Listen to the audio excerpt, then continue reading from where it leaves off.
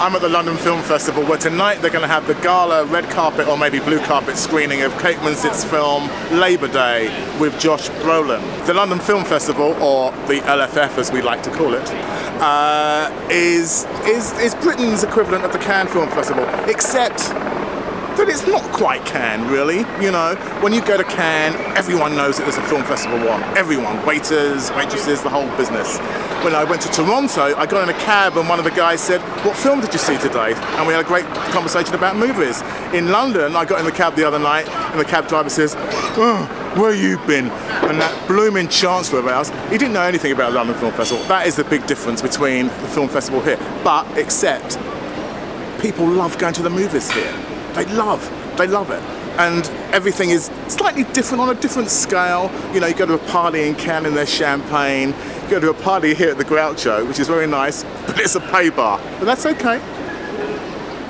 It hasn't got the kind of scale and the money and the splendour of Cannes, but this is London. This is a film festival in my city. The festival has really taken off in the last few years. Everyone wants to come here. The opening film was Captain Phillips, a great movie with Tom Hanks. The closing film also features Tom Hanks. It's called Saving Mr. Banks, who plays Walt Disney, and it stars Emma Thompson as Pamela Travers, who wrote Mary Poppins, and it's about how Walt Disney tried to get the rights from Mary Poppins. So you've got two big films there, and what links them? Not only Tom Hanks, but the desire for those films to be Academy Award winners. So this festival is all about awards season, in a sense. So what that means is by placing it in the middle of October, it's perfectly placed to get big stars to come here. Kate Winslet, Sandra Bullock, George Clooney, they've all flown into town to trumpet their movie. The big festival films have been the opening film Captain Phillips, Saving Mr. Banks, Gravity with Sandra Bullock and George Clooney. Now that's a big 3D movie set in outer space. It's just two people in outer space. It's 90 minutes, the perfect length for any movie, and it's a big, loud film about the loneliness of space. And I tell you, it's one of the most beautiful films I've seen this year.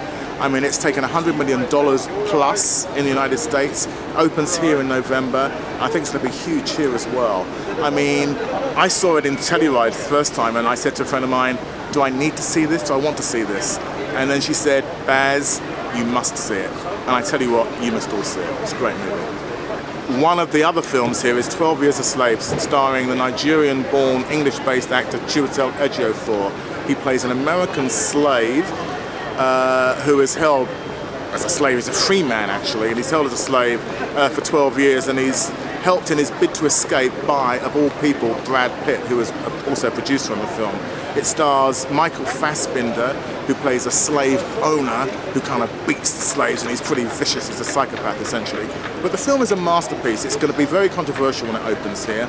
It's all about what really went on, the beatings, the rapes, and it's kind of, some of it's not pleasant, but I tell you what, it's a masterpiece, and it's going to shock people out of their skins. And that's previewing here at the LFF, and it's going to open on the big screens very soon. And I tell you, that should not be missed either. This is the great Trevor Nunn, a real director. To be photographed. What are you doing here? Your office is around the corner. Are you seeing any films? No. I'm just passing through. I've got to do a Q&A at the National Theatre this evening. Oh. I mean, it's not always easy to get into them because some of them, you know, some of the parties are held in little clubs in Soho, the Groucho, the Union, Soho House, and the Mayfair Hotel. There's also a place called the Chapel that the film festival was set up as a club for the delegates and film goers and film directors and actors, etc., etc. It's not quite as easy to get in as you could in Cannes. I can't dress up as I used to once upon a time, you know, as a Nigerian prince, which I am, by the way, or as a waiter to get into. So there's a lot of security guys here who know me, so it's a bit difficult for me to get into a party unless I'm invited. And do you know what? I don't always want to go to parties I'm invited to. It's much more fun to go to parties where I'm not welcome, because I have a better time. It sounds strange, but that's true.